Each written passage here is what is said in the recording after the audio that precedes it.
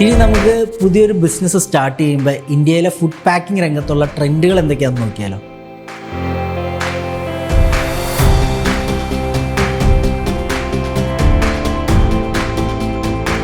ഇപ്പോൾ വളരെയധികം ട്രെൻഡിങ് ആയിട്ട് പോയിക്കൊണ്ടിരിക്കുന്നത് എക്കോ ഫ്രണ്ട്ലി പാക്കേജിംഗ് ആണ്. എക്കോ ഫ്രണ്ട്ലി മെറ്റീരിയൽ ഉപയോഗിച്ച് പാക്ക് ചെയ്യുന്നത് റീസൈക്കിൾ ചെയ്യാനായിട്ട് വളരെ ഈസിയാണ്. അതോടൊപ്പം തന്നെ ഇത് വളരെ ബഡ്ജറ്റ് ഫ്രണ്ട്ലി കൂടിയാണ്. ഇനി അതേപോലെ അടുത്തൊരു ട്രെൻഡാണ് സ്മാർട്ട് പാക്കിംഗ് എന്ന് പറയുന്നത്.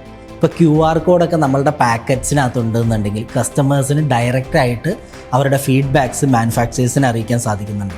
അതേപോലെ തന്നെ എക്സ്പയറി ഡേറ്റ്, MRP, മറ്റു കാര്യങ്ങൾ, ന്യൂട്രീഷൻസ് ഫാക്ട്സ് എല്ലാം നമ്മളുടെ കവറിൽ പ്രിൻ്റ് ചെയ്യുന്നത് വഴി കസ്റ്റമേഴ്സിൽ കൂടുതൽ സ്വീകാര്യത ഉണ്ടാക്കാൻ സാധിക്കുന്നു എന്നുള്ളതാണ് മറ്റൊരു ട്രെൻഡ്. മറ്റൊരു ട്രെൻഡാണ് പോർഷൻ കൺട്രോൾഡ് പാക്കേജിംഗ്. അതായത് ചെറുതും കോമ്പാക്റ്റുമായിട്ടുള്ള പാക്കേജിംഗ് മെത്തേഡ്സ് ആണിവ. ട്രാവൽ ചെയ്യുമ്പോഴും ഓഫീസിൽ പോകുമ്പോഴെല്ലാം വളരെ കോമ്പാക്റ്റ് ആയിട്ട് യൂസ് ചെയ്യാൻ പറ്റുന്ന ഒരു മെത്തേഡ് ഓഫ് പാക്കേജിംഗ് ആണ് ഇത്. ഇനി അടുത്തൊരു ട്രെൻഡ് എന്ന് പറഞ്ഞാൽ എക്സ്റ്റെൻഡഡ് ഷെൽഫ് ലൈഫ് ടെക്നോളജി തന്നെയാണ്. അപ്പോൾ നമുക്കറിയാം നമ്മളുടെ ആൾക്കാരെല്ലാവരും തന്നെ കുറേ കൂടി ഹെൽത്ത് കോൺഷ്യസ് ആയി വന്നുകൊണ്ടിരിക്കുക. അത് കെമിക്കലില്ലാതെ എങ്ങനെയാണ് ഒരു പ്രോഡക്ട്സിൻ്റെ ഷെൽഫ് ലൈഫ് ഇൻക്രീസ് ചെയ്യുക എന്നുള്ളതാണ് ഈ ടെക്നോളജിയിൽ നമ്മൾ ചെയ്യുന്നത്.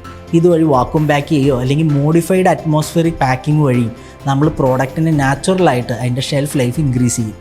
ഇതും ഒരു ട്രെൻഡിങ് ആയിട്ടുള്ളൊരു മെത്തേഡ് തന്നെയാണ്. എസ്തെറ്റിക് അപ്പീൽ ഒരു വളരെ ഇമ്പോർട്ടൻ്റ് ആയിട്ടുള്ള ഫാക്ടർ തന്നെയാണ്. അത് ഇപ്പോൾ വളരെ ട്രെൻഡിങ് ആയിട്ട് പാക്കേജിംഗ് ഇൻഡസ്ട്രിയിൽ പോയിക്കൊണ്ടിരിക്കുന്നു. അതായത് ഒരു പ്രോഡക്റ്റിൻ്റെ കളർ, അപ്പിയറൻസ്, അതിൻ്റെ ഉപയോഗിക്കുന്ന ഫോണ്ട്, ഇതെല്ലാം ഒരു ബ്രാൻഡിനെ ഈസി ആയിട്ട് കസ്റ്റമേഴ്സിൻ്റെ മനസ്സിലേക്ക് രജിസ്റ്റർ ചെയ്യാനായിട്ട് സഹായിക്കുന്നുണ്ട്. അപ്പോൾ ഇതുപോലെ പാക്കിംഗ് റിലേറ്റഡ് വീഡിയോസിനായിട്ട് ഞങ്ങളുടെ ചാനൽ സബ്സ്ക്രൈബ് ചെയ്യാനും ഫോളോ ചെയ്യാനും മറക്കരുത്. അടുത്തൊരു ഇൻഫോർമേറ്റീവ് വീഡിയോ ആയിട്ട് വീണ്ടും കാണാം.